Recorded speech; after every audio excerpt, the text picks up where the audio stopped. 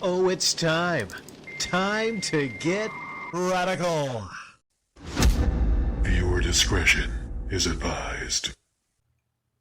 Welcome to Comment of the Week for December 22nd, 2021 through January 2nd, 2022. These are the very best comments from that time period, starting out with the honorable mentions. We got Slow Mo Panda, Red Strass Nice 7, and Benjamin Young. The bronze medal comes to us from GTV Japan. Hey, free promo! Thanks! Much like what's his name, I too follow what I call the not a surf rule for video output, at least once every 2 weeks. And I have for 6 years while having a job all along, moving up the ladder along the way. I actually make enough money that I can retire from YouTube if I want. I don't understand what people with no job other than YouTube do all day. Okay, so $5,000 a month from Patreon. That's a fortune. If I ever made $5,000 a month, $60K a year, just from work, I'd feel like I won the lottery. But then there are ads and paid promotions too, and the P.O. Box. I can tell you a video with 100K plus views in a few days will land about 1,000 to 1,500 depending on how long people watch, etc. So double that number. Don't forget the library of old videos that still generate views and money along that. The paid promo offers I received and declined were $300 for 20K views. I'm sure at the 300K Sun level it's much higher, but I'd estimate that's a 8,000 to 9,000 take a month. Maybe less, who knows. That's an inconceivable amount of money. You know, there are families who live on way less than 5,000 a month and make it work.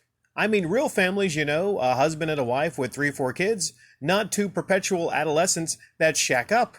And in the scope of all that wealth on Earth, 99% of the world will never make that much in 1 year. So whether you make videos for money or for fun, you should count your blessings you're free to do all that, rather than living in poverty under some dictatorship somewhere.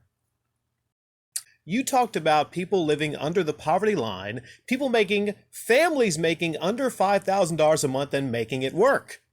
There's ways you can make it work. Maybe you cut some things out. Maybe you don't go out to eat, as frequently as a family. Maybe you go to places that offer discounted clothes. Me personally, I don't have the children's. Talking about shacking up, well, I shack up quite a bit. So that's just one way to live. But you can make it work. You can. Now, you talked about how you feel very fortunate that you have an actual job and you do YouTube consistently every 2 weeks for 6 years. I applaud that consistency. I myself also try to stay consistent on YouTube. I try to keep it daily. But I admire what you've done, JTV Japan. Silver medal comes to us from The Winged Avenger. Rick, I realize this comment cut is from 2019, so I'm writing this 2 years later as both an update and rebuttal to what was said by Kergowins back then. In my experience, even back in 2019, it wasn't true that Pat refused to answer questions on YouTube.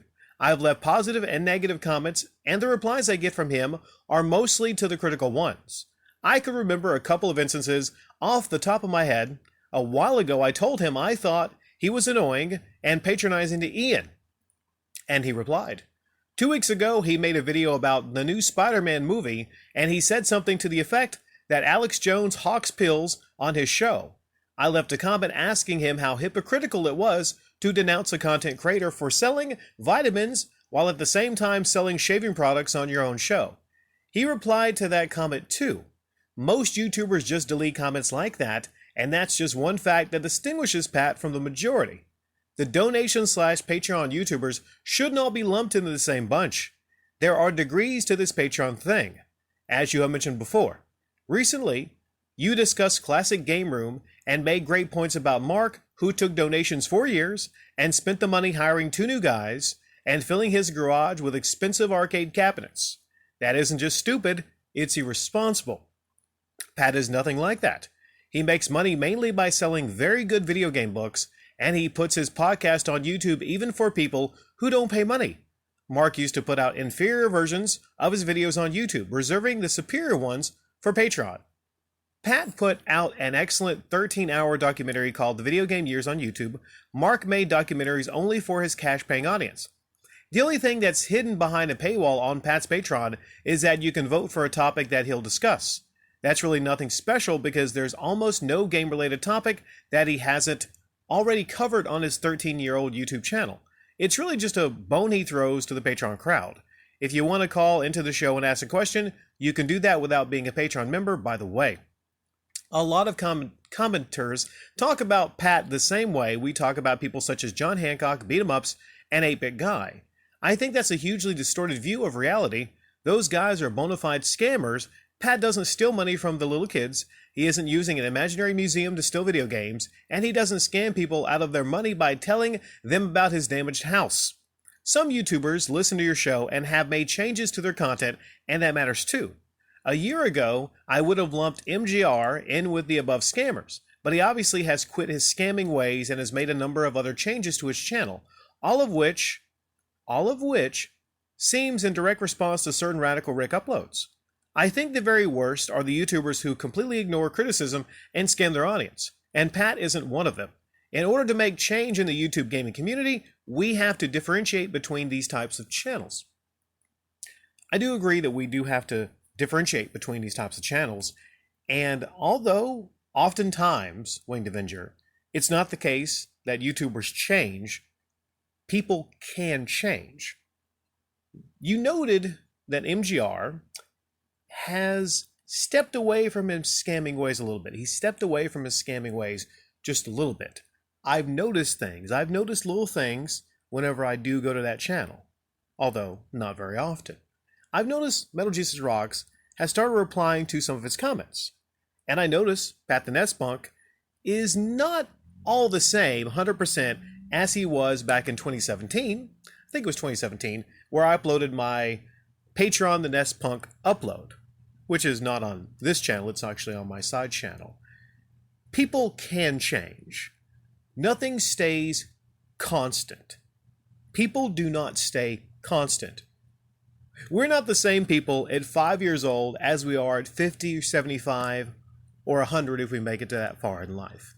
No one is the same. I do especially agree it is wrong to lump someone like Pat the Nespunk, most specifically, as of right now, 2022, current Pat the Nespunk, into the same boat with John Hancock and Beat 'em Ups. Two people specifically, between their scams, one, the Game Museum scam, and two, the P.O. Box scam, used specifically to garner gifts from small children, those two individuals cannot be lumped into the same conversation with a Pat the Nespunk. Although all three of those, technically, are e-beggars. Thank you, Wayne Devenger. And now, it's time for the shiny, shiny gold medal. This gold medal comes to us from Martyville. This year was full of losses for many. I lost my grandpa 2 days ago because of cancer. I knew he didn't have much time to live, but I couldn't make it to see him. Instead, I gave 2,000 euros to my dad to spend the rest of his remaining days with his father. My dad went to Turkey for a week first, but came back to make sure that he could take a leave from his work for a month or so. My grandpa cried when my father left. He couldn't speak. He didn't eat for weeks and couldn't drink. His inner organs were destroyed, and he looked like a dead person. Even when he went to the hospital and got food through injections, while his body and color and structure got back to normal, his body couldn't take it for long. But he managed to stay alive exactly enough time to see my dad one last time. I didn't have much of a good relationship with my father the past decade. He and my grandpa usually tried to buy love with money instead of doing something with us. But it's when I lost him, I started to remember the times I spent with him. How he sometimes held my hand telling me that it's cold and tried to warm it up. How when I was little, he took me to his work and let me sit next to him when he used to drive a truck. 5 years ago, he looked more fit than my dad. Since late 2019, when he came back, he couldn't move much from his place. He ate and slept. He couldn't stay awake for long. He couldn't do anything without my grandma's help, not even use the restroom. He also had Alzheimer's, sometimes wondering who I was. He didn't want to take his meds, thinking people would try to kill him. But when my father gave it, he took it. I remember when I made potatoes for him, since it's easy to eat, and brought yogurt since I knew he liked it. He asked me to eat it with yogurt too. Despite me hating the taste of yogurt, I put it on my potato and ate it. It's that moment I realized I still care for him. It broke me to see his weakened state.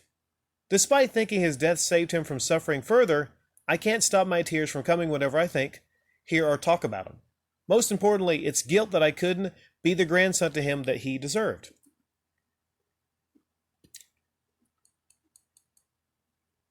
It's terrible what we have to go through as human beings. It's terrible the way things end. Same for all of us. Might be cancer, might be a heart attack. I spent a lot of time lately thinking about the end, thinking about how it's going to be for me, thinking about the end of loved ones in my family. Sometimes I'm in denial. Maybe that's the healthiest thing, Martyville, to be in complete denial that we will pass on. But before we pass on, there is often much pain and suffering. I had a friend, my best friend, and for the rest of my life, he will be known as my best friend. He had a degenerative disease, muscular dystrophy. And oftentimes, I didn't see the disease. I did not. I didn't acknowledge it even though he was going through it, suffering through it. I just saw him as my friend, my best friend. And towards the end, I regret that I wasn't there enough for him towards the end. I guess I could be thankful that he passed on in his sleep. He had a heart attack.